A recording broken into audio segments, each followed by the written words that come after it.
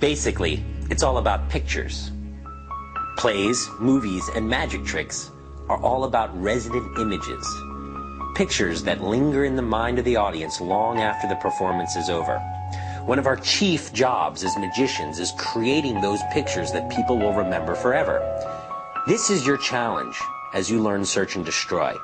Technically speaking, it's an easy trick, but there really are no self-working tricks in magic, and this one is no exception. While you won't need to do anything technically difficult with your fingers, you will have to make sure the audience sees the pictures you want them to see so that they remember those pictures later. No trick will do that for you. The pictures you make the audience remember are the sum total of your magic. My name is Aaron Fisher, and welcome to Search and Destroy.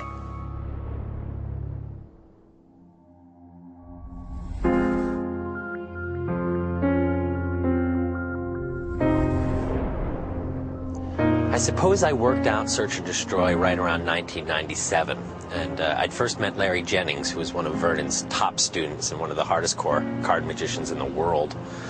Right around 1996, the first time I ever went out to California. I was brought in, to Larry's house, and Larry at that point was getting a little bit older and he wasn't too well, so he was pretty much, stuck in his big easy chair. And so I was kneeling in front of his chair trying to show him the stuff, and which was the great angle for me, because I was freaked out and nervous because I was meeting Larry Jennings. So I remember the week before that I was doing this stuff for my mother, and I was just trying to do these passes and things so that they wouldn't flash, and my mom's just like, I don't know. You're flashing. I can see it. And I was on the phone with my friend Gordon Bean at that point, who was the one who really introduced me to Larry. And my mom took the phone and said, Gordon, does he have anything that doesn't flash that he could show Larry Jennings? Because I don't know if this thing is going to work out. I don't know if Larry's going to go for it. I was like, Ma. Larry Jennings was one of the greatest card handlers of the last century, and he was a student and close friend of the professor, Di Vernon, who we call the professor because he did more to influence sleight of hand, close-up magic in general, than any magician in the last century. Now, one of the great pleasures of my life was that when I went to college at UNLV, I got to drive out to Los Angeles for the weekends and hang out with Larry Jennings. Now, one of Larry's coolest tricks, and one of my favorites to practice at that time, was called the Searchers. And it was an effect that was original to Larry. It was a slow motion sandwich effect. So he would start with a king on the top of the deck and another on the bottom. And he would give the cards a riffle. And the kings would disappear, and he would spread the cards, and they would have moved a little bit toward the inside of the pack. And then he would riffle the cards again, and the kings would move down again. And then he would riffle the cards again, and they would move still closer together. And then again. And finally, the kings would be sandwiching one card in the center of the deck. Now, that card wasn't the selected card, but then Larry would change the card into the selection. This was a cool trick. It was fun to practice, and I used to do it for hours on end. And the thing about this trick was, while cardmen loved it, it was brutal.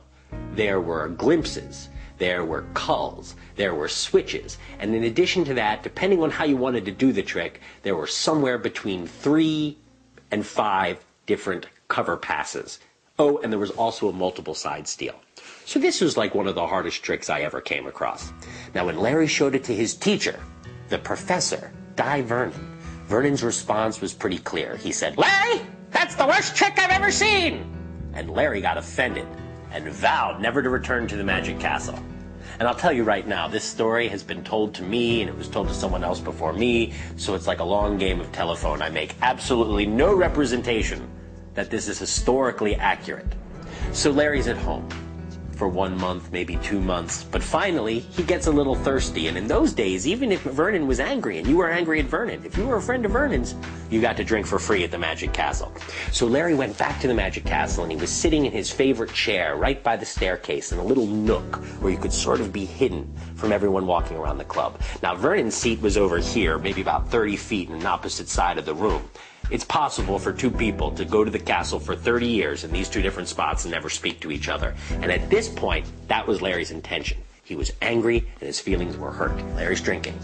He's not going over. Enter one of Vernon's friends, who I won't name here because it may incriminate him. He walks up to Larry and he says, Larry, why aren't you sitting with your teacher, Larry? Show respect to your teacher.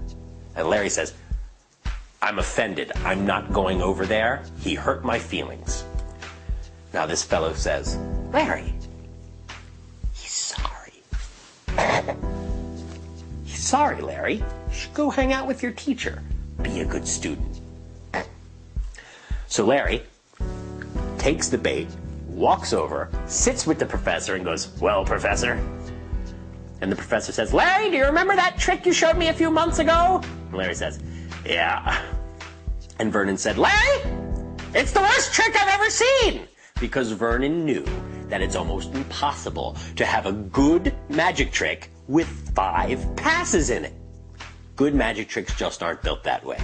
Now, what's so wonderful about Search and Destroy, and made it so fun for me to show Larry in the first place, is that the spectators do the passes.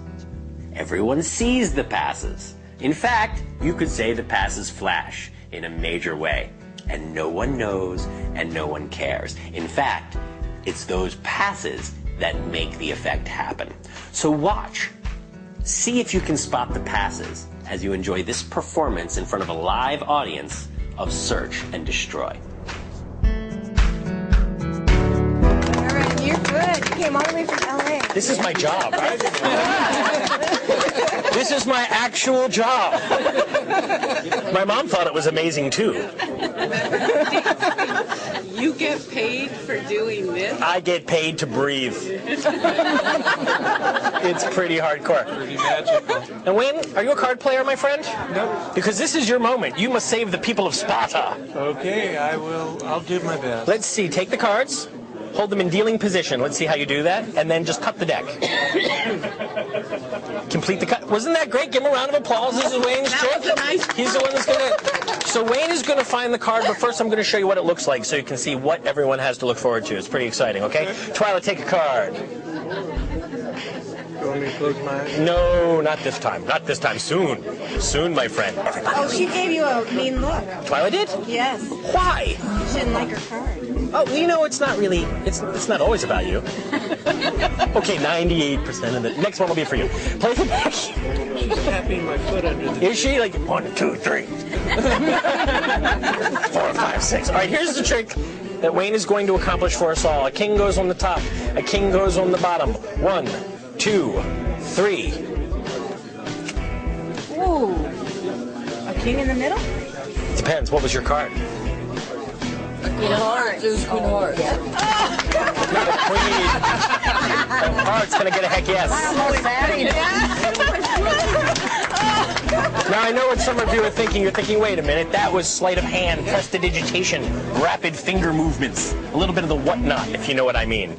Oh, and I think you do. You're no stranger to the hokey pokey. Turn yourself around, brah. Okay, so, what's your name? Sue. Sue?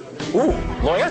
No. Okay, say stop. Stop. Take the card out, look at it, don't show it to Wayne, don't show it to me, show it to the camera, show it to the peeps at home, show it to Wayne over there by the camera. Not me, not me, show it that way. Hello, ma'am, how are you doing? Don't look. Welcome, thanks for coming. Show it to those folks in the cheap seats. Hello! Thanks for joining us. Place it back. Excellent. Twyla, how far down in the deck would you say that card is? It's down in there. Half-ish? No, not half-ish. Further than half-ish. Deep. Right. Two-third-ish. She is a tough customer. You are screwed because she's tough, and now she's working on you, not me. Now you see what happens. All right, it's getting a little intimate. Okay, so here we go. Yes, I will. All right, check it out. Wayne's about to have his first lesson in how card tricks work. What the Spanish call cartomagia concepcional. Conceptual card magic. It's all in how you look at it. It's not so much about finding the right card as about eliminating all the wrong ones. Right, let it sink in. So here's what I'm going to do. I'll take the king and I'll eliminate a few cards near the bottom of the deck. And I'm going to eliminate a few cards near the top of the deck. Just like so. That leaves approximately 45 cards left for Wayne to eliminate all by himself, okay? All right. Good luck. See you after the show. Wayne, do you have a magic word you like to use in situations just like this? Help, Aaron. What? He said help, Aaron. Oh. I'm trying to help him. I want him to name a magic word. Do you have a magic word? Help Aaron. Help Aaron. Okay, I like it. I like it. Take the deck. Help Wayne. That's my magic word. All right, what I want you to do is cut the deck. Complete the cut. Say the magic word.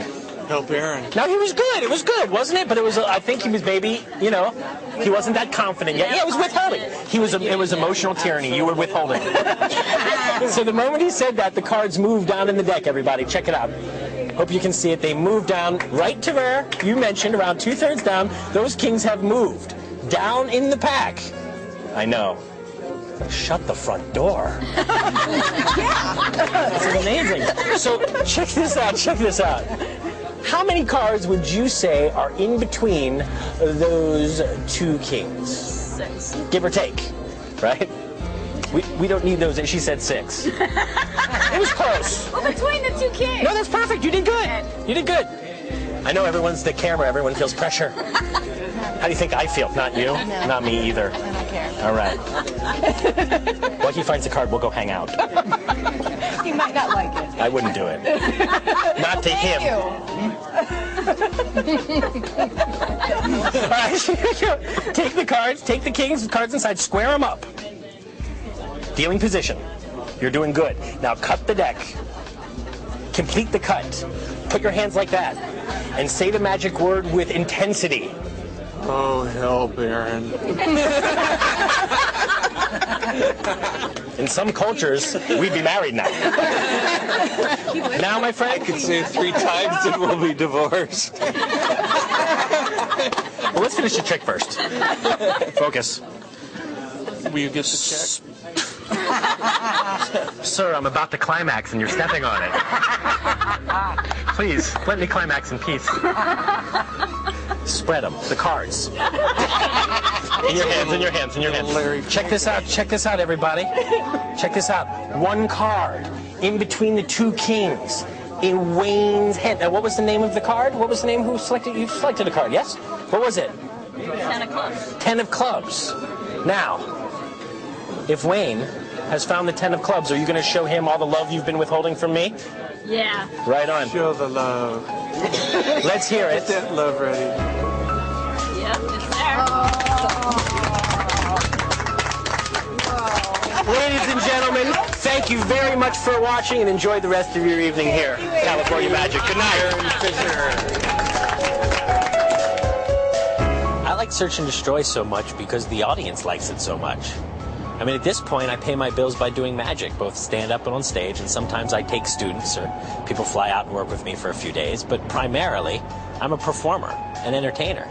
And there's a lot of room for audience interaction, a lot of room for them to talk back, a lot of room for me to play off what they say when they talk back, and at the end of it, there's a powerful, strong effect.